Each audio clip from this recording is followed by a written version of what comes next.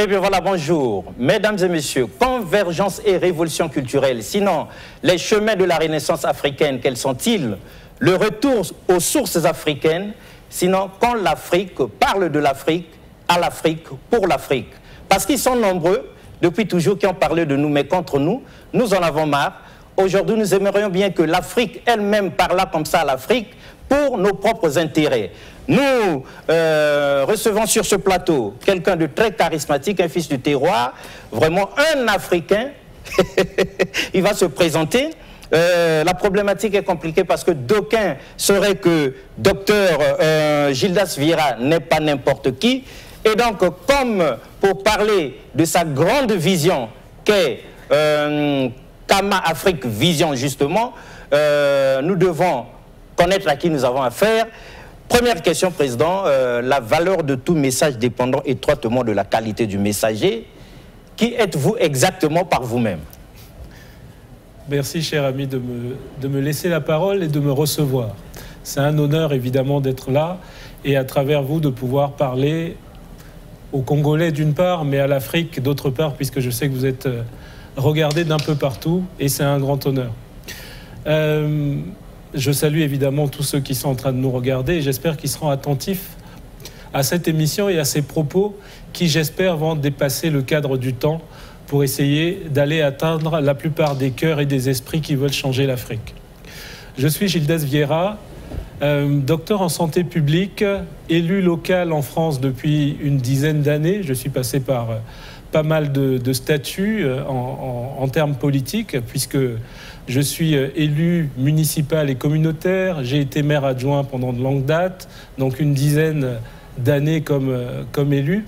Mais je suis également président d'un mouvement sociopolitique qui s'appelle La France Autrement et qui m'a permis de passer au travers plusieurs campagnes en termes d'élections en France, dans la campagne présidentielle, qui fait de moi l'un des premiers Noirs d'Afrique subsaharienne à se présenter à une élection présidentielle avec parrainage à la clé au Conseil constitutionnel et donc d'ouvrir des portes, je l'espère, pour la plupart d'entre nous, pour essayer d'avancer justement dans une existence où on ne nous ouvre pas toujours toutes les portes comme ça se devrait. Donc je suis également donc directeur général de la FRAPS, c'est la Fédération des acteurs en promotion de la santé. Et donc, je poursuis un vrai chemin de santé publique. Je vais m'arrêter là. Il y a plusieurs casquettes également. Plusieurs casquettes. Notamment dans le monde Nous avions enquêté aussi, on s'en est rendu compte, oui. Mais le mois est haïssable. Donc, l'idée pour nous aujourd'hui, c'est de pouvoir évoquer cette structure. On ne va pas parler d'association pour cette structure. C'est un think tank. Ah. C'est un think tank qui s'appelle Kama Afrique Vision. CAV. Donc, une structure de qualité, je le souhaite en tout cas, qui commence à faire parler d'elle. Alors, avant qu'on ne se penche sur la structure, mesdames et messieurs, sur le think tank, donc Kama Afrique Vision, puisque c'est de ça qu'il s'agit aujourd'hui, une question de grande importance pour nous. La France autrement, que doit-on y comprendre? La France autrement, l'idée c'est de pouvoir apporter... Moi je suis quelqu'un qui pense que beaucoup n'ont pas assez de vision. Ce n'est pas de la prétention, c'est une manière de pouvoir changer le monde. On est dans un monde qui est difficile. J'aime cette phrase de Lamartine qui dit que le réel est étroit, le possible est immense. Et avec tout ce possible qui nous appartient, que ce soit en France, avec évidemment l'une des plus grandes puissances économiques mondiales, on trouve encore plus de 10 millions de précaires. Ça veut dire qu'un Français sur 6 aujourd'hui est précaire. Je ne sais pas si vous pouvez le croire. En Afrique... ça choque. Ça choque quand on le dit comme ça. En Afrique, c'est la même chose avec le souterrain qu'on a, les matières premières et tout ce qu'on peut exploiter ici. On reste encore parmi les continents, sinon le continent le plus pauvre de la planète en ce qui concerne les habitants. Donc le fait de pouvoir croire au possible et de mettre en place des visions et des choses concrètes m'intéresse. D'où le fait d'avoir lancé Kama Afrique Vision pour essayer d'être le plus concret possible. On n'a pas besoin d'être en responsabilité. On n'a pas besoin d'être chef d'État. On n'a pas besoin d'être ministre pour pouvoir faire avancer les choses. Il faut faire. Think global, act local, c'est avoir une pensée globale et agir localement. Et c'est ce qu'est en train de faire aujourd'hui, pierre après pierre, Kama Afrique Vision. C'est vrai que vous nous ressemblez comme deux gouttes d'eau, Président, mais n'empêche que nous savons que vous êtes de nationalité française. D'où cette question très importante. Mon cher ami, vous ne pouvez pas me dire juste ça. Dites-moi, vous êtes français et congolais, puisque j'ai la double nationalité. Et justement, c'est ça. Merci. Ah, vous avez la double nationalité. Très bien. Donc, je suis bien congolais au moment où je vous parle. Très bien. Donc, vous parlez à un Africain et à un Européen en même temps. Donc, voilà. Alors, vous avez déjà répondu en partie à cette question qui devait arriver. Est-ce que vous aimez le Congo? Est-ce que vous aimez l'Afrique? Lorsqu'on se lance comme moi dans une démarche comme celle que je suis en train de faire là, si on n'aime pas l'Afrique, on ne le fait pas. J'ai écrit un livre et qui témoigne de cet amour, puisque j'ai appelé ce livre « Africa, mon amour ». J'en suis à mon 7e ouvrage. En tout cas, cet ouvrage faisait partie des 3 premiers, en tout cas, que j'ai pu écrire. J'ai écrit sur la santé publique, mais « Africa, mon amour » me tenait à cœur, parce que j'en parlais depuis longtemps. Et j'ai écrit sur les systèmes bancaires dans la zone franc. L'idée, c'était évidemment, déjà à l'époque, jeune étudiant, de pouvoir sortir du franc CFA pour essayer de faire avancer ces économies et aller vers une émergence. Et donc, c'est des pensées que j'ai depuis longtemps et qu'on met en musique aujourd'hui. Comme je l'ai dit, le moi est haïssable. Je ne suis pas tout seul dans cette affaire-là.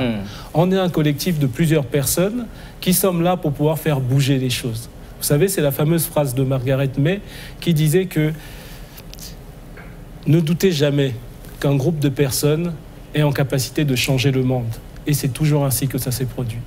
Et donc, nous faisons partie de ces groupes qui n'allons pas changer le monde, évidemment, mais qui allons apporter notre pierre à l'édifice, je crois au colibri, petit à petit, pour faire bouger les choses. Et on n'arrêtera pas tant que les choses n'auront pas bougé. Encore une question dans cette digression-là qui permettra, mesdames et messieurs, à ce que vous ayez une idée claire, nette et précise de notre invité sur ce plateau pour que vous compreniez à la fin son message. Président, d'où vous était venu ce courage qui avait surpris tout le monde de vous présenter comme candidat potentiel ou candidat à l'élection présidentielle? On est en France quand même. Oui. D'où vous est venu ce courage-là? Au-delà du courage, c'est une continuité. Moi, je ne crois pas au coup de foudre. Moi, je crois à la construction en amour. Vous voyez, la femme avec qui je suis aujourd'hui, j'ai eu à construire une histoire d'amour avec elle. Je ne l'ai pas rencontrée un jour en disant « Ah, c'est celle-là ». Non, non. Je pense que les choses se construisent dans la vie.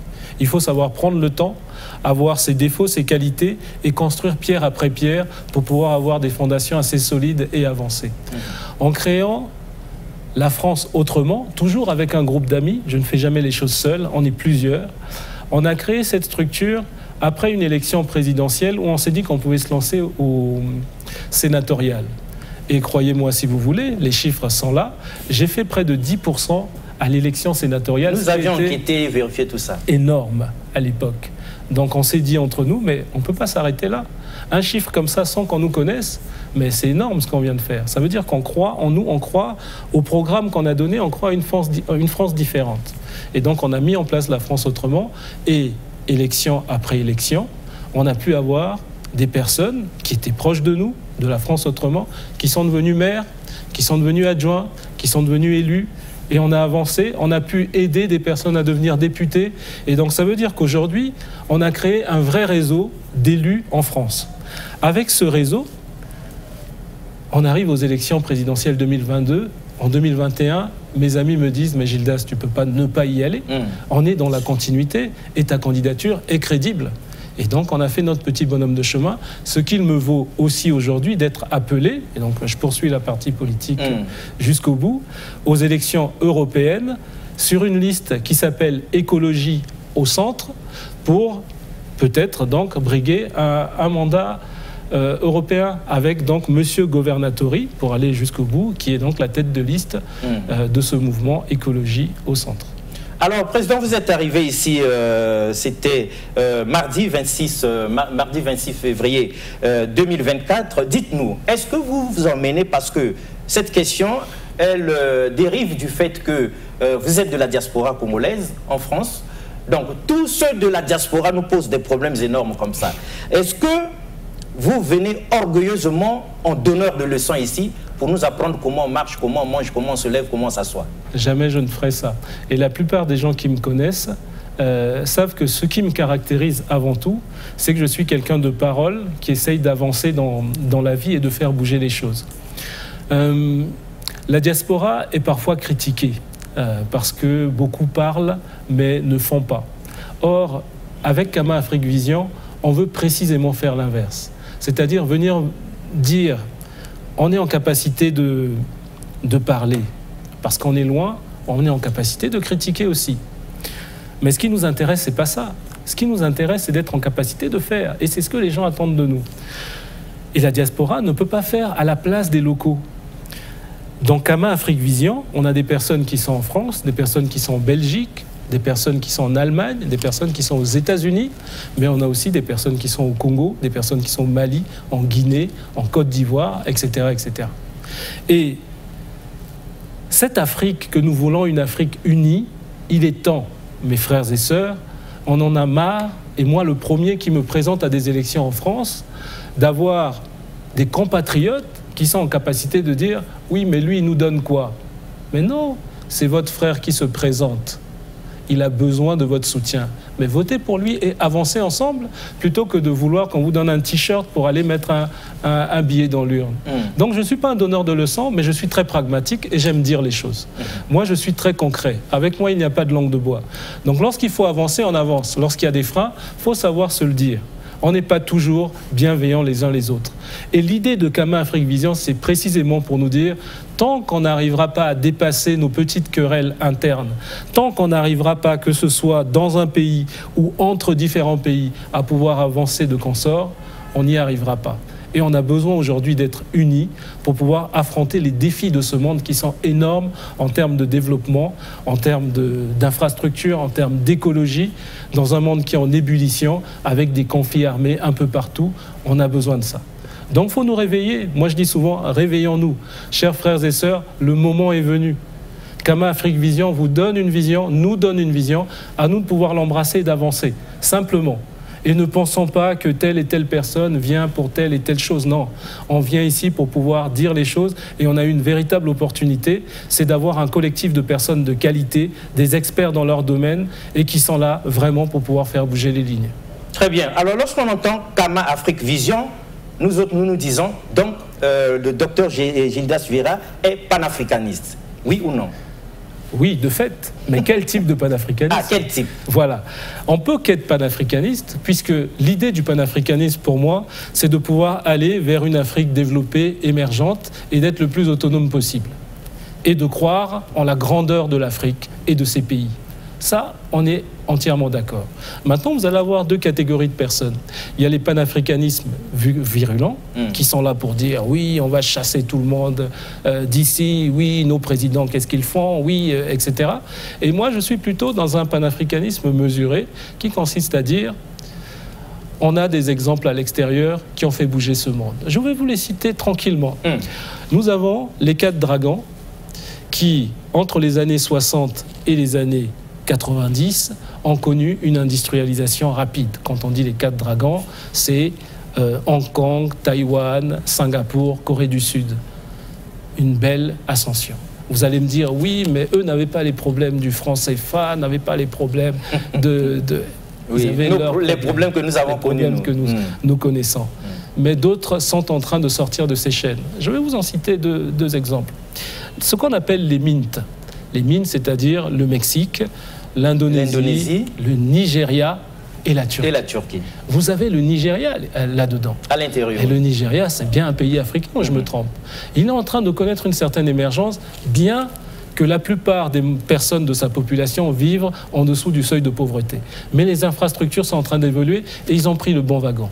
Je vais vous citer également les BRICS. Les BRICS. Voilà. Ah, ouais. Donc, ça ne pouvait que passer par là. Les BRICS, personne ne peut plus se dire que ça a bouleversé le monde. Donc exactement. Les BRICS. Donc il y a bien le Brésil, la Russie, nous avons l'Inde, évidemment, la Chine, nous avons la Chine, et puis l'Afrique du Sud. Merci.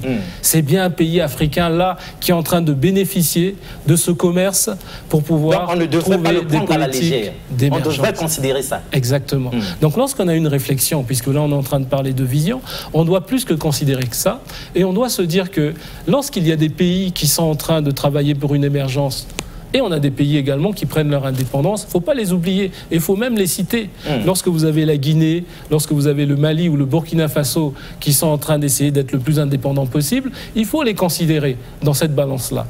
Et lorsque nous avons cet état de fait, qu'est-ce que nous faisons, nous, les cinquantaines de pays africains qui sommes ensemble. Lorsque nous constatons qu'il y a 14 pays de la zone franc qui sont parmi les plus pauvres du monde, qu'est-ce que nous devons faire? Ça a l'air pragmatique comme ça, mais il est temps de pouvoir se réveiller. Et donc, dans cette balance avec ces différents mouvements, vous allez me dire, oui, mais il faut déjà qu'on s'entende. Mais est-ce que les 27 pays européens qui forment la zone Europe aujourd'hui s'entendent? Pas forcément sur tous les plans. Sur tous les plans. Il y a beaucoup de divergences à beaucoup de niveaux. Mais ils ont compris qu'au niveau économique, ils ont intérêt à se mettre d'accord. Qu'au niveau politique, ils ont intérêt à se mettre d'accord. Et au niveau militaire, ils ont intérêt à se mettre d'accord. Et donc, il est temps pour nous de pouvoir agir de la sorte. Alors, Président, lorsque vous empruntez ce chemin que nous aimons bien, hein, on vous félicite déjà, Kama Afrique Vision. C'est tout nous. Mais est-ce que vous avez entendu, vous avez entendu parler des précurseurs? Donc Marcus Garvey, chez Conta Diop, Aimé Césaire, pour ne pas citer le monde entier, le professeur Théophile Obenga. Et Lumumba, il ne faut pas nous oublier. Lumumba, oui. Quand même. Emery Patrice Lumumba, et même Omotunde Kalala, paix à son âme. Est-ce que vous avez entendu parler de ces précurseurs, ceux-là qui se sont mouillés, qui ont vraiment mouillé les maillots avant que vous n'atterrissiez sur ce chemin-là du Moi, je n'atterris pas sur leur chemin et je n'atterris pas sur leur combat. Il faut savoir changer de braquet à un moment donné. Ce sont des exemples pour nous. C'est là où on se trompe et c'est là où je veux vous parler de cette vision-là. Moi, vous m'avez cité toutes ces personnes qui sont très intéressantes pour la liberté africaine et pour le panafricanisme central. Il faut composer avec eux. Moi, je vais vous citer également des personnes qui, pacifiquement dans le monde, ont réussi à faire avancer les choses. Comme Gandhi à son niveau. Comme Gandhi, oui. Et Martin Luther King, pacifiquement. Vous avez des hommes pacifiques qui ont su faire avancer les choses en étant le plus loquace possible, mais en n'ayant pas peur pour leur vie. La petite histoire, c'est que Martin Luther King, pour ne citer que lui, est décédé 6 ans après son fameux discours « I have a dream ». Moi, j'ai un rêve au-delà de la vision. Mon rêve, c'est une Afrique unie et prospère et développée pour retrouver les grandeurs d'antan. Lorsque je vous cite ces personnes, ce qui m'intéresse également, c'est ce qu'on appelle la négritude. La négritude a été amorcée par des personnes de qualité. Senghor, Césaire et les autres. Senghor, Césaire et les autres. Ces personnes-là ont essuyé les plâtres également. Donc l'idée, évidemment, c'est pas de combattre pour mourir, on n'est pas des martyrs. C'est de pouvoir vivre avec son temps, les temps ont changé. Les réalités politiques ont changé.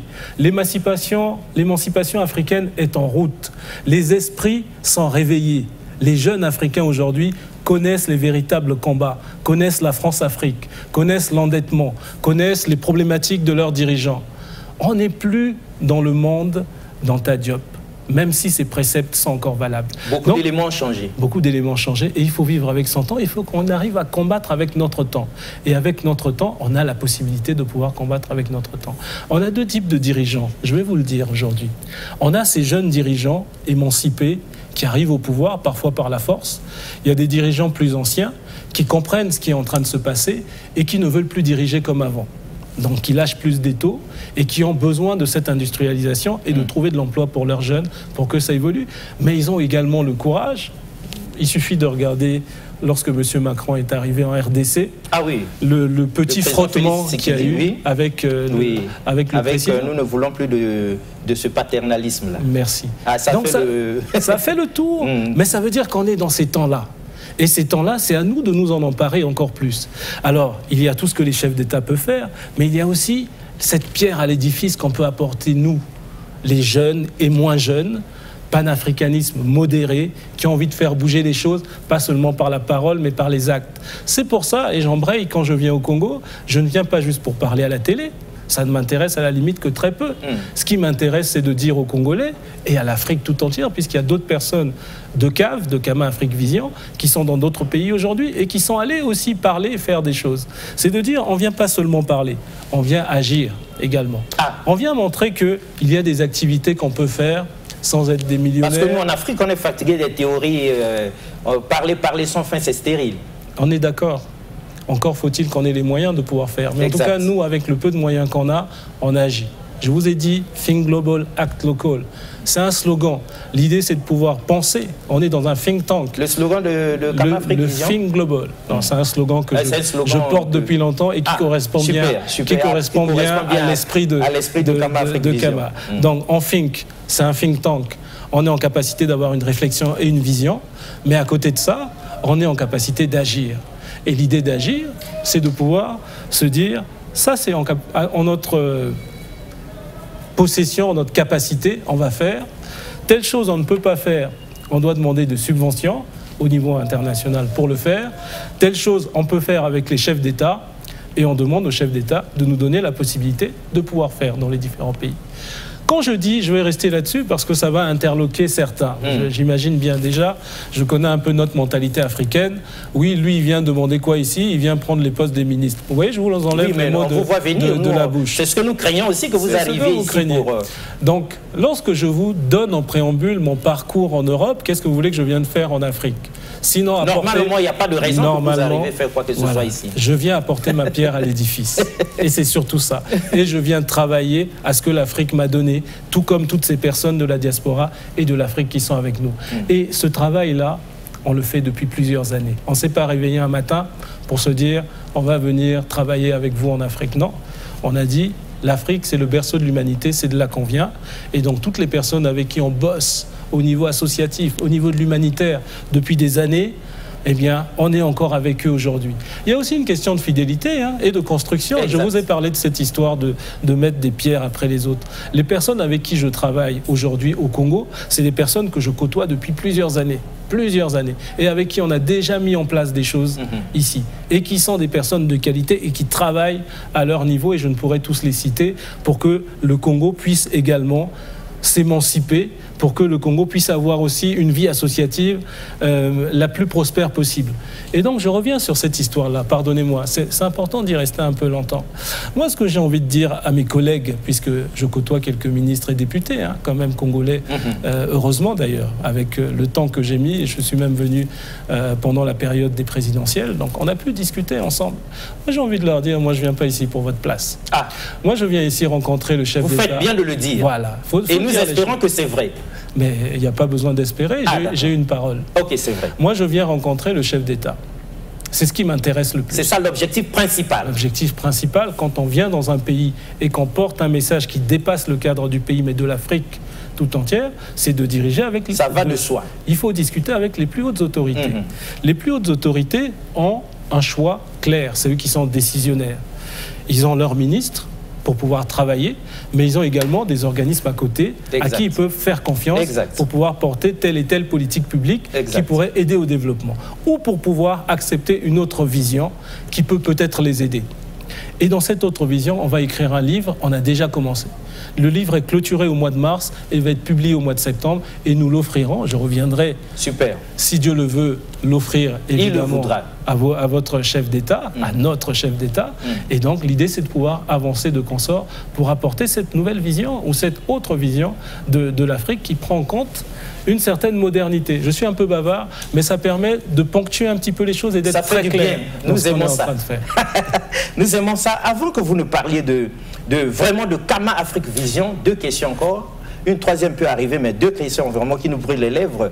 Kwame Nkrumah nous dit l'Afrique doit s'unir au périr. On l'a trucidé. Barthélemy Boganda, pareil. Pour ne pas dire Thomas Sankara, Kadhafi et tous les autres. Voilà. Est-ce que vous, lorsque même vous dites que Martin Luther King, après son discours aujourd'hui de renommée universellement reconnu de grande importance, meurt quelques semaines plus tard, ou bien 6 ans. Voilà. Mais est-ce que vous, avec Kama Afrique Vision, vous vous permettez de venir en Afrique avec cette vision-là, l'expliquer aux décideurs, l'expliquer au pouvoir public, sinon aux dirigeants africains, comme pour leur faire comprendre que les temps ont changé, que voilà ce que normalement nous devrions faire ensemble. Est-ce que vous ne craignez pas, vous aussi, de mourir? Eh bien, évidemment. Non, la première chose, c'est que chacun de nous... Tous ceux qui apportent le changement sont en danger. Bien sûr. Non, je ne crois pas à ça. Je crois aussi que les choses ont changé. Et c'est en ça... On n'est plus... Non, ce n'est plus... Alors c'est l'époque où... Ce n'est plus l'époque où on n'avait pas le droit de dire, et si on dit, on va en prison ou on meurt. Moi, je bénéficie d'un avantage certain, c'est que j'ai une double nationalité, j'ai pas la langue dans ma poche, et je crois en l'être humain et en l'avenir. Et puis je crois surtout qu'on a tous un destin. Il y en a qui sont appelés à mourir en traversant la rue. Il y en a qui sont emmenés à mourir sur une balle perdue. Il y en a qui sont emmenés à mourir parce que certains leur veulent du mal. Moi, je ne suis pas emmené à mourir, cher monsieur. Et nous espérons que vous restiez en vie. Oui. Que Dieu veille sur vous, merci. Jalousement. Je suis emmené à... Parce que l'Afrique a besoin de Kama Afrique Vision. Voilà.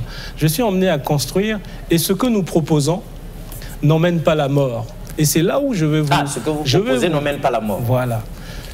Ceux qui, derrière certaines visions, vous avez cité quelques martyrs, avaient besoin de les éliminer. Aujourd'hui, nous, on n'a pas besoin de nous éliminer pour pouvoir faire avancer ces choses-là. Parce que nous ne proposons pas quelque chose de radical, nous proposons quelque chose de gagnant-gagnant. Lorsque nous sommes en Afrique, l'idée, c'est de pouvoir faire en sorte, non pas de prendre la place d'un chef d'État, ça ne nous intéresse absolument pas, mais de travailler avec ou pour le chef d'État. Super. Que ce soit au Congo, en Guinée, au Sénégal, etc. Nous offrons un service. Voilà qui nous rassure. Se développe. Nous vous le disons si clairement. C'est très important. Lorsque nous travaillons avec les pays européens pour que... On va parler de l'immigration, par exemple, c'est le grand sujet aujourd'hui, puisque même pour la campagne européenne, on va devoir en parler. La plupart des pays européens sont en train de faire la place à l'extrême, aux extrémistes. On est en train de vouloir fermer nos frontières et de faire en sorte que les gens n'atterrissent plus en Europe. Mais comment vous allez empêcher une personne qui ne voit plus l'avenir dans son pays ou qui voit sa maman qui est à l'hôpital en train de décéder, ne pas avoir l'opportunité de prendre tous les risques, même les risques de sa vie, pour pouvoir faire bouger les lignes et essayer de pouvoir avoir une meilleure vie et changer les choses. On ne pourra jamais à ce niveau-là. Donc moi, les politiques migratoires qui sont d'un niveau radical ne m'intéressent pas. Ce qu'il faut pouvoir dire aux gens, c'est que les gens ne se déplacent pas seulement à cause de la pauvreté, mais il y a aussi un changement climatique en cours. Exact. Et le changement climatique est en train de toucher tout le monde. Moi, je suis arrivé au Congo, la chaleur qu'il y a ici, je ne l'ai jamais vraiment connue. Et pourtant, j'ai vécu ici longtemps. Et donc, on prévoit un déplacement de population de plus de 400 millions, je crois. Il y a des chiffres assez énormes qui sont annoncés pour les années à venir. Donc, les gens vont se déplacer de toute façon d'un pays à l'autre. Donc ce qui doit nous intéresser aujourd'hui, c'est comment est-ce qu'on travaille ensemble, ou plutôt comment est-ce qu'on va faire en sorte de jouer gagnant-gagnant, que ce soit avec des partenaires, et là je pèse mes mots mais je suis très clair, comme la Russie, donc là ça peut choquer des personnes, mais tant pis, parce qu'on a besoin de tout le monde, que des partenaires comme la France. Vous pesez bien vos mots, hein. Comme vous savez France, bien quand vous écoutez. Bien sûr, comme la France, parce que en termes de partenariat, l'immigration est très forte en France. Exact. Et au niveau de la culture et de la langue, on partage beaucoup de choses. Et que les personnes qui sont au niveau migratoire en France renvoient de l'argent ici. Donc au niveau économique, il y a beaucoup de choses qui se jouent au niveau des enjeux de développement. Donc nous, l'idée, c'est pas de dire on n'en veut plus, retournez chez vous, nos dirigeants, on en veut, etc. Non. On n'est pas là-dedans. Nous, on est sûr, on a une réflexion pragmatique. On se met autour de la table et on dit comment est-ce qu'on construit. On dit aux Européens très clairement, je suis européen, j'ai pas peur de le dire, ici, c'est pas votre place dans cette réflexion. Donc cette réflexion, elle est panafricanisme. Et donc on construit nous ensemble et on vous appelle, comme eux le font de leur côté pour l'Afrique, et on vous appelle parce que nous sommes des pays autonomes lorsque je parle dans ma position africaine. Et vous venez discuter avec nous et on voit comment on peut travailler avec vous parce que vous n'avez pas les richesses et le souterrain que nous avons. Exact. Par contre, vous avez peut-être un savoir-faire dont on peut bénéficier. Et donc, comment est-ce qu'on travaille gagnant-gagnant pour que demain soit meilleur pour tous, plutôt que de chercher à avoir une part de gâteau que vous ne pouvez plus avoir comme dans les années 50. C'est fini, les choses ont changé. Et donc, cette porte qui est en train de s'ouvrir, il faut qu'on l'enfonce. Kama Afrique Vision vient l'enfoncer. Donc il n'y a plus des questions de France-Afrique où on va venir vous liquider parce que vous avez une parole à côté. Je ne dis pas que ça n'existe pas, attention, je ne suis pas un naïf. Oui, oui, ça existe, mais ce n'est plus comme par le passé. Ce n'est plus d'actualité aujourd'hui. Soit on a dépassé ça, soit on n'a rien compris à la politique étrangère et aux relations internationales et à la diplomatie. Parce qu'on ne peut plus éliminer quelqu'un comme ça. Très bien. Alors, Président, c'était... Normalement, on devait vous poser encore une dernière question avant qu'on entre dans le vif du sujet. On y est de toute façon, on est en train de parler bien de la vision de Kama, exactement, oui. Voilà, donc, mais il y a 3 questions de grande importance ici. Je vous en prie. François Mitterrand, au sommet de la Bolle, il choque tous les chefs d'État africains. ce que nous savons, vous et moi, et le monde entier. Voilà. Et le président Macron arrive avec le sommet qui était autrefois France-Afrique, il devient Afrique-France. Et tous les chefs d'État africains sont mis au placard, relégués au calendrier grec, et puis on prend la jeunesse africaine, par-ci par-là, on l'installe à l'Élysée, et voilà le sommet Afrique-France. Quelles sont vos impressions? Parce que nous ne cachons pas que ça nous avait choqué comme pas possible, et nous avions pensé que c'était outrage aux chefs d'État africains, surtout qu'en Afrique, chez nous, les aînés, les ancêtres, les parents, ça se respecte. Oui. Il faut respecter les aînés. Ce qui fait la grandeur de l'Afrique, je vous le redis encore, et ce qui fait que l'Afrique est ce qu'elle est, ce continent, ce Kama, puisque je ne l'ai pas dit encore, mais Kama, c'est vraiment l'idée de l'Afrique, c'est comme ça qu'on appelait l'Afrique avant les périodes de colonisation et d'esclavagisme. Ce qui fait notre grandeur, c'est pas seulement ce qu'on a pu construire par le passé, c'est pas seulement les anciens qu'on connaît qui se sont battus, c'est aussi notre culture et au-delà de la culture, c'est l'éducation et le respect qu'on peut avoir pour nos anciens, le respect qu'on peut avoir pour l'autre, le volet communautaire où on croit encore à la famille. Dur comme fer. Dur comme fer. Le fait qu'on ne soit pas une société, si je veux parler de société plus généralement, individualiste, mais plutôt une société collective. Et ça, on l'a gardé. Et donc, lorsque le chef d'État français met de côté les présidents africains, je pense qu'il fait une erreur de casting. Merci beaucoup de le souligner. Oui, il gagne en communication, certainement, puisqu'il innove.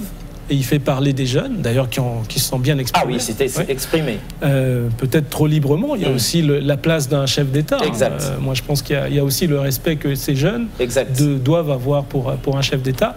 Mais le fait de mettre des présidents de côté, c'était une erreur. Je pense qu'aujourd'hui, précisément, ce changement amorcé, vous avez parlé du discours de La Baule, cette démocratie à la française, le fait de pouvoir prendre telle quelle une constitution et essayer de le modérer, le changer au fur et à mesure, etc., je ne suis pas sûr que ce soit la meilleure manière de pouvoir construire l'Afrique de demain. Quand on parle d'Afrique, moi j'entends l'Afrique du Nord, donc avec le Maghreb, jusqu'à l'Afrique du Sud. Exact. Et on est tous différents. Ça veut dire que les politiques qu'on peut mener au Maghreb ne sont pas les politiques qu'on ne peut pas mener en Afrique subsaharienne parce qu'on n'a pas la même manière de penser globalement. Ce qui ne nous empêche pas de pouvoir travailler ensemble et de pouvoir commercer ensemble. Et ça, c'est important. Et donc, à mon avis, la frontière est là. Et pour faire partie de cette diaspora française avec pas mal de personnes issues du Maghreb, avec qui on communique bien, dans nos débats et dans notre manière de penser, ça ressort quand même de manière très prégnante. Les temps sont en train de changer pour eux, les temps sont en train de changer pour nous en Afrique noire, et les temps sont en train de changer aussi en Europe. Lorsque vous regardez la politique française avec toutes les résurgences, en ce moment c'est les agriculteurs, on a connu les gilets jaunes, avec toute cette bagarre interne, avec une crise Ukraine-Russie qui ne fait pas toujours l'unanimité. On voit bien qu'il y a quelque chose qui est en train de se passer là. Ça ne fait pas l'unanimité du tout. Et le monde on a vu l'Afrique prendre position autrement. Donc le monde est en ébullition. Exact. Et quelle est notre place? Et quelle est notre place? Et c'est ça la vision qu'on Très bien. Qu'on veut apporter. Et c'est pourquoi nous aimons Kama Afrique Vision. Alors, Président, dans vos archives, nous avions pu enquêter, chercher, nous avons trouvé quelque chose, un long chemin. C'est vous qui connaissez. Avec la France. Oui. Mais l'Afrique chevillée au corps. Comment vous expliquez ça? C'est les origines. Vous savez, le morceau de bois aura tant duré dans l'eau qu'il ne sera jamais caïman. C'est le petit proverbe ivoirien qu'on cite de temps en temps. Donc j'ai beau avoir vécu une trentaine d'années en France, ça ne me changera pas. L'amour que j'ai pour l'Afrique reste... c'est mes origines. Quand j'arrive aujourd'hui à Brazzaville, par exemple, je ne peux pas me manquer, dès que je descends de l'avion, un jour ou 2 jours après, de repartir à Poto-Poto, rue Sarah, donc avenue des Beaux-Parents. Poto-Poto, là. Où j'ai vécu pour pouvoir me ressourcer et reprendre un peu d'énergie. Et c'est en ça qu'on nous reconnaît. Donc là où on vous a créé, là où vous êtes venu, c'est là où vous rendez. La petite parenthèse, c'est que j'ai joué pour l'équipe nationale congolaise, puisque j'ai la double nationalité pour les Diables Rouges. Et donc, le Congo m'a apporté également. Et comment est-ce qu'on a rendu à l'Afrique, nous autres qui partons en Europe? Qu'est-ce qu'on rend? C'est une vraie question. Et ce point d'interrogation, il faut qu'on les fasse rapidement. On a l'Afrique chez Vieux-Corps parce que l'Afrique est en nous, où que vous alliez. Quel que soit, d'ailleurs, la plupart des Africains le portent, hein, c'est pas que moi.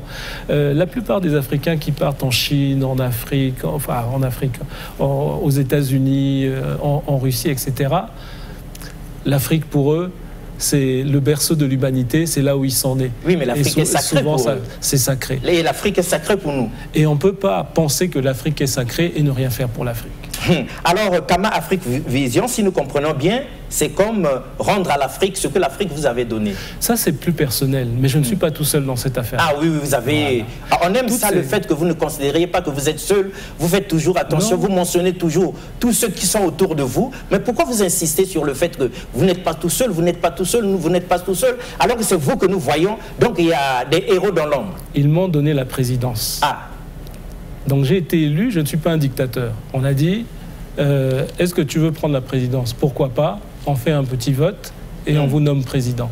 Mais toutes ces personnes qui m'ont nommé président, c'est eux qui ont la pensée. Exact. Et donc si vous ne composez pas avec eux, vous ne faites rien. Moi, je suis leur représentation aujourd'hui devant vous.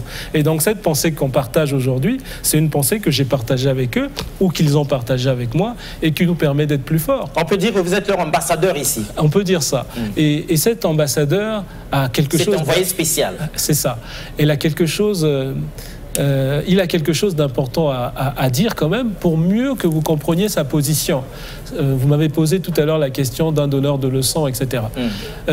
Moi, je ne parlerai jamais aussi bien de l'Afrique que ceux qui sont ici. Donc, dans Kama Afrique Vision, il y a des gens qui sont ici.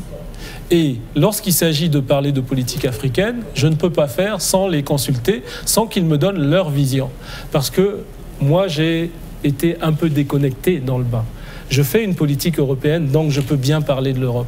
Exact. Vous pouvez très bien parler de l'Afrique, bien mieux que moi. Par contre, à moi de savoir me nourrir de vos idées pour pouvoir construire nos idées partagées de l'Afrique. Et c'est en ça qu'on est intéressant. Et moi, ce que je voudrais, et là je vous livre ma pensée, c'est que demain, si j'ai la chance de me retrouver à l'Assemblée nationale, comme certains Africains sont d'origine africaine, en tout cas sont à l'Assemblée nationale, je souhaite que ce soit eux qui prennent la parole pour défendre les politiques d'immigration qui voient des bateaux en train de chavirer et des millions d'Africains qui meurent dans les océans. Que ce soit eux qui défendent l'Afrique, que ce soit eux qui défendent cette histoire de franc CFA et bien d'autres, plutôt que ce soit des députés blancs français, je n'ai rien contre eux, et tant mieux s'ils arrivent à le faire, qui prennent la parole. Et je trouve que ça aurait bien plus de poids et on montrerait vraiment qu'on est sur un autre chemin pour le développement. Tout comme, lorsque je vis en Afrique, ce que j'apprécie, donc aujourd'hui je suis là, je suis avec vous, mais l'idée c'est que lorsque je ne serai plus là, qu'il y ait des représentants de CAV, et ça a déjà commencé. Là, il y a eu des prises de parole au niveau du Sénégal et dans d'autres pays, en Côte d'Ivoire, c'est d'autres personnes. Ce sont des locaux de CAV qui prennent la parole pour défendre des positions parce qu'ils sont en capacité de mieux parler de ce qu'ils savent lorsqu'il s'agit de politique, lorsqu'il s'agit de social, lorsqu'il s'agit d'énergie ou de tout autre sujet important qui pourrait concerner le positionnement de l'Afrique et le positionnement du pays. Évidemment, il y a des locaux de CAV aussi ici au Congo-Brazzaville. Évidemment. Très bien. Alors, Ernie Kengouya, mesdames et messieurs, nous allons revisiter ce document de grande importance. Un long chemin pour la France, c'est ça? Avec l'Afrique, chevillée au corps, pour que nous ayons une idée exacte de l'homme devant nous, à qui nous avons donc affaire. Ernie Kengouya.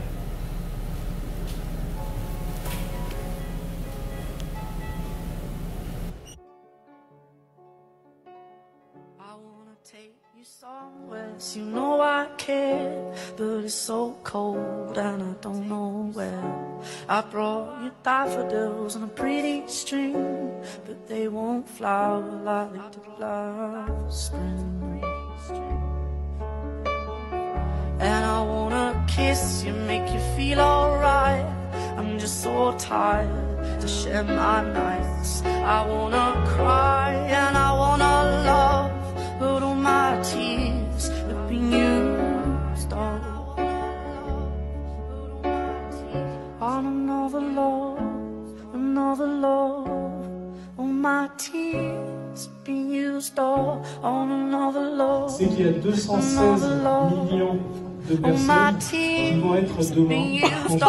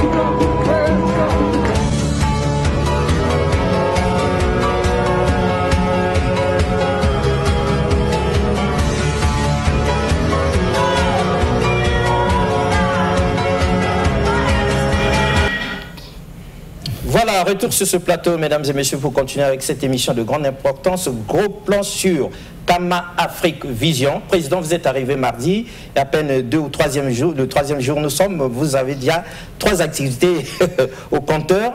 Donc le partenariat avec l'école Remède Efficace, la rencontre avec l'ambassadeur de la RDC, donc le Congo voisin, ici au Congo-Brazzaville, la conférence aujourd'hui et ce matin donc à l'université Mariangwabi. Vous avez encore une visite du centre de santé communautaire à faire d'un centre de santé communautaire à faire demain. Pointe-Noire vous attend. Alors dites, si vous étiez demandé de résumer les 3 premières activités avec l'école, avec l'ambassadeur, avec l'université Mariangwabi, que diriez-vous à tous les téléspectateurs?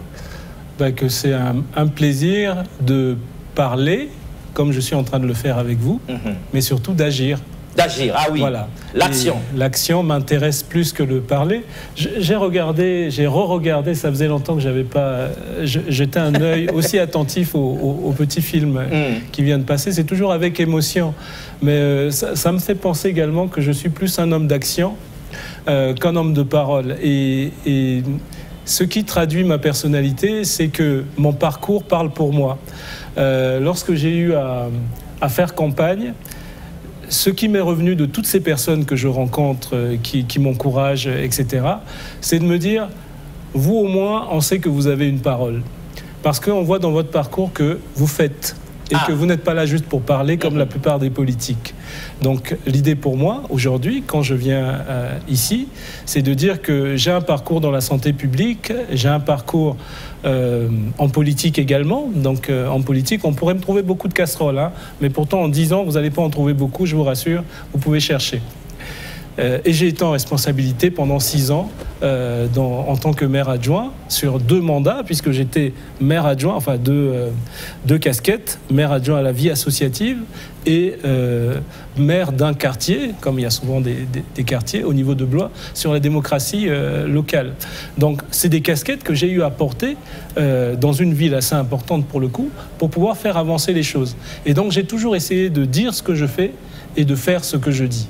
Le dire ce que je fais, c'est vous retrouver dans les réseaux lorsque j'ai une activité, de pouvoir le dire. Faire, c'est ce qui me caractérise. Lorsque je peux, je fais. Lorsque je ne peux pas, je vous dis clairement que je ne peux pas faire. Il n'y a pas de langue de bois avec moi.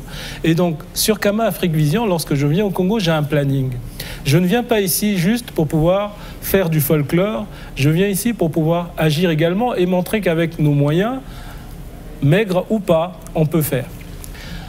Lorsqu'on travaille avec une école et on a contact avec cette école depuis fort longtemps, on leur fait bénéficier à cette école de surface de terrain qui leur permettent de pouvoir travailler.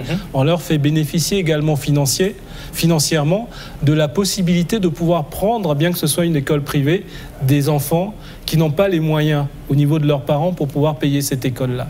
Et ça, on agit symboliquement, c'est dire que l'école, comme je leur ai dit hier, c'est la clé qui ouvre toutes les portes.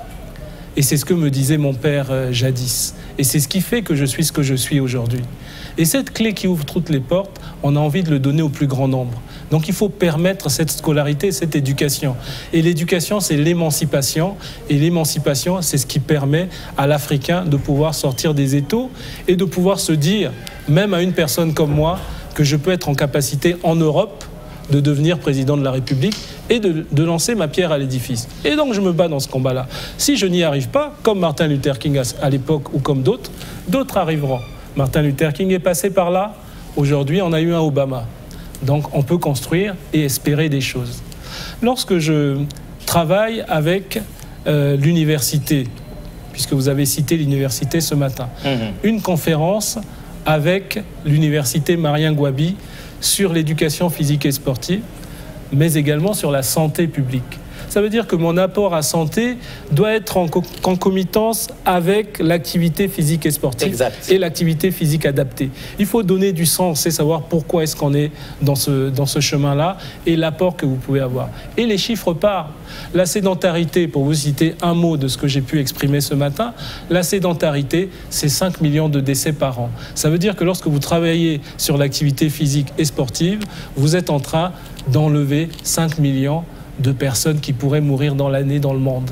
C'est quand même pas rien. Et après, on développe le volet santé. Donc c'est une prise de conscience qu'on fait. Et derrière, donc l'idée, c'est de signer un partenariat et voir comment, avec le réseau que j'ai en France, puisque moi, je suis là pour apporter mon réseau. J'ai la chance de faire de la politique depuis un certain nombre d'années et de travailler dans le réseau santé depuis un certain nombre d'années. Donc j'ai côtoyé un certain nombre de personnes qui sont aujourd'hui en responsabilité et un certain nombre de personnes qui sont en capacité de venir donner un coup de main au niveau de la santé, donc des médecins, des paramédicaux, s'il y avait besoin d'eux. Et j'ai été à l'ambassade du Congo et on a une personne, avant de venir en France, et on parlera du rendez-vous avec l'ambassadeur, mais j'ai pas manqué d'être en contact avec l'ambassadeur du Congo, avec qui je m'entends très bien en France. Et il m'a exprimé donc l'idée d'aller voir une personne qui travaille sur la diaspora et elle va me dire qu'il y a beaucoup de médecins, de paramédicaux, des Congolais qui aujourd'hui sont en France et qui sont en capacité, si on le souhaitait, d'être une ressource qu'on pourrait utiliser ici. Oui, des médecins congolais en France. Nous avions dernièrement rempli l'hôtel Novotel. Voilà. Il n'y avait plus d'espace, tellement ils sont nombreux. Moi, je ne suis pas dans le folklore, je ne suis pas là pour remplir des hôtels. Moi, je suis là pour agir. Très bien. Donc moi, juste pour continuer là-dessus, c'est clair. Donc le médecin congolais qui a envie de venir faire le folklore et venir boire une bière ici ne m'intéresse pas. Par contre, le médecin congolais qui me dit, si vous avez des missions au Congo, nous, on vient et on travaille sur le volet autisme, sur du dépistage, on travaille sur de la chirurgie, quel que soit le type de chirurgie, on travaille sur du gastro-entérite et autres. Très bien, on est ensemble. Très bien. Et donc, on peut avancer, vous voyez. Et donc, je termine par cette activité que j'ai eue avec... Et d'ailleurs, c'est paradoxal, hein, avec l'ambassadeur RDC en France, parce que aussi, il a appris que je venais au Congo. Et donc, c'est une personne qui me reçoit. Donc, je souhaiterais évidemment que les autorités congolaises qui savent que je suis là, parce que moi, je ne cache pas lorsque je viens, et aussi la courtoisie de me recevoir, ça va de soi. Et qu'on puisse avancer ensemble. Oui. Mais en tout cas, la RDC a eu cette courtoisie et de faire savoir donc, à son président que je suis dans le coin. Et ça, c'est plutôt intéressant. Et peut-être de voir comment on peut continuer à construire ensemble, puisque je ne vogue pas seulement pour le Congo, mais pour l'Afrique tout entière.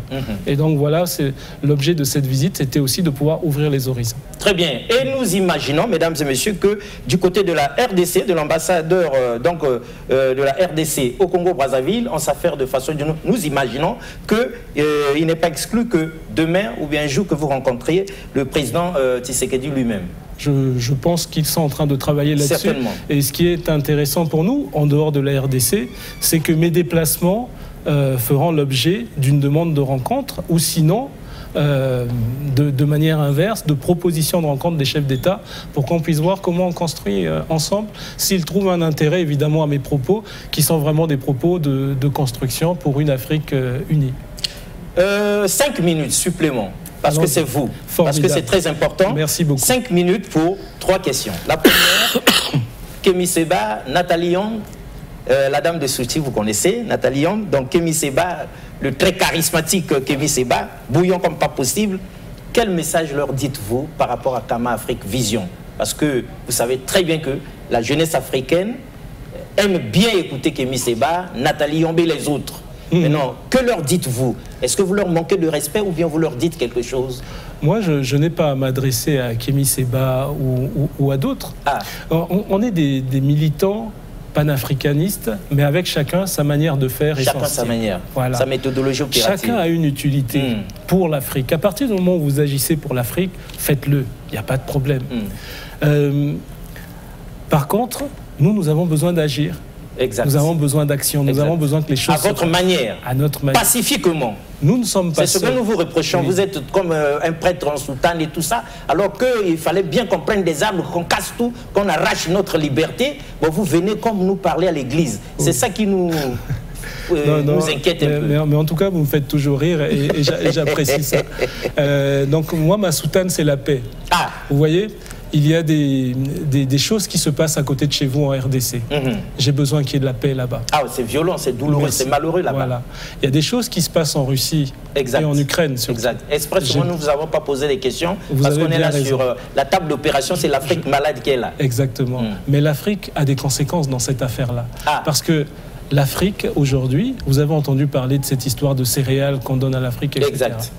Dans notre vision africaine, est-ce qu'on peut penser aujourd'hui, avec l'agriculture qu'on a, le sous-sol qu'on a, les capacités qu'on a aujourd'hui dans notre coin, une forêt dense, des surfaces arides énormes, qu'on ait besoin d'aller chercher du céréal dans un petit pays comme l'Ukraine? Normalement, non. Et donc notre vision, c'est aussi de pouvoir travailler ce volet-là. Donc il y a toujours du lien. L'idée pour nous, donc globalement, c'est pas d'être dans la guerre ou de venir broyer du noir dans un monde en ébullition. Ou d'encourager les coups d'État. Ou d'encourager des coups d'État ou autres.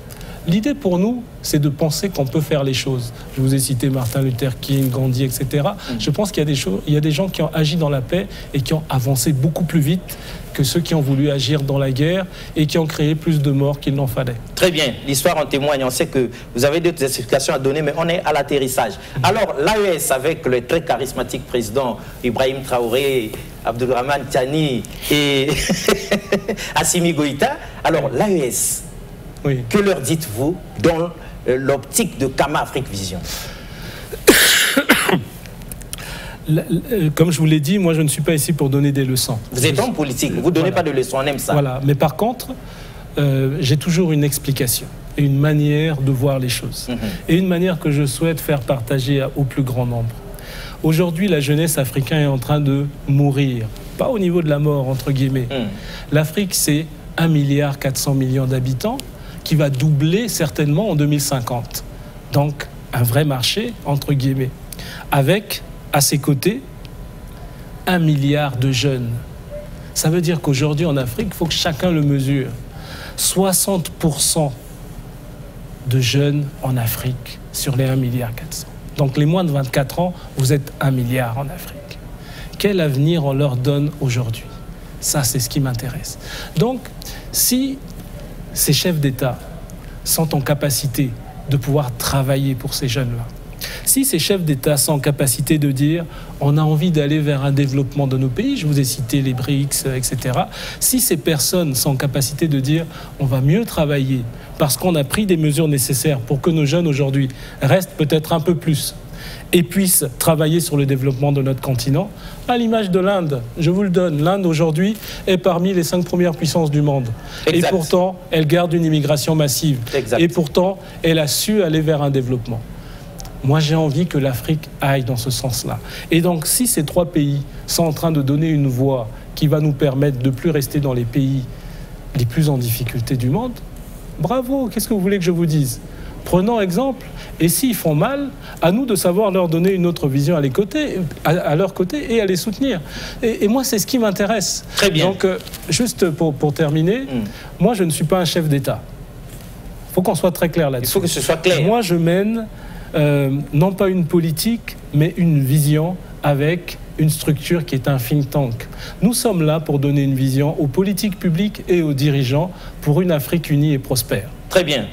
Président, c'est que vous avez des choses et d'autres encore à expliquer, mais il nous reste très peu de temps, donc la dernière minute, on la grappille pour vous.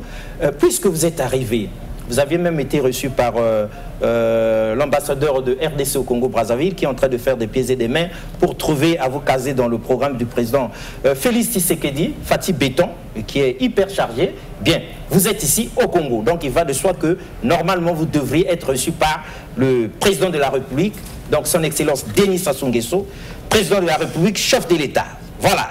Maintenant, s'il vous était donné exceptionnellement 1 minute pour lui adresser un message spécial, que diriez-vous au chef de l'État congolais? Parce que lui, il vient de décréter 2024 comme étant l'année de la jeunesse. Que diriez-vous? Non, moi En 1 minute. L'idée, c'est pas de prendre 1 minute pour m'adresser à un chef d'État. Ah. L'idée, c'est que le chef d'État accepte de me recevoir pour pouvoir construire avec nous. Pas avec moi, avec nous. Et qu'il puisse comprendre que ce que on est en train de lui apporter peut dépasser peut-être l'idée de la pensée qu'il peut se faire de nous. Et donc, on lui demande aujourd'hui, s'il veut, de regarder dans nos parcours, de chercher dans nos archives, de savoir qui nous sommes et de pouvoir composer avec nous parce que nous pouvons emmener beaucoup plus qu'il ne le pense. Et donc, tout ce que j'ai à lui dire, je nourris l'espoir qu'il puisse me rencontrer pour le lui dire en face et en privé, pour qu'on essaye de travailler pour l'émancipation de cette Afrique-là. Et je pense qu'il a déjà beaucoup d'atouts. C'est un président qui est là depuis longtemps, c'est un président qui maîtrise la zone Afrique, et donc c'est un président avec qui on a un lien de fraternité qui doit lui permettre de pouvoir ne serait-ce que m'écouter, me recevoir, parce que je suis un enfant du pays et qui est entouré de beaucoup d'autres enfants du pays à travers ce think tank pour pouvoir avancer avec lui. Très bien, mesdames et messieurs, c'était donc comme ça avec plaisir. Convergence et révolution culturelle, comme pour demander quels sont les chemins du retour à l'Afrique, quels sont les chemins de la renaissance africaine, et sinon, quand l'Afrique parle de l'Afrique à l'Afrique pour l'Afrique, et nous avions eu affaire à un Africain qui s'adressait comme ça aux Africains pour parler de l'Afrique, comme pour proposer sa solution à lui, n'est-ce pas? Mais il ne dit pas à lui, mais à eux. Donc, de Kama Afrique Vision, posé sur la table pour que nous puissions tous regarder. Peut-être bien que le chemin de la renaissance africaine passe par là. Au revoir et à la prochaine. Merci beaucoup une fois de plus. Merci à vous, monsieur Alexis Boumou.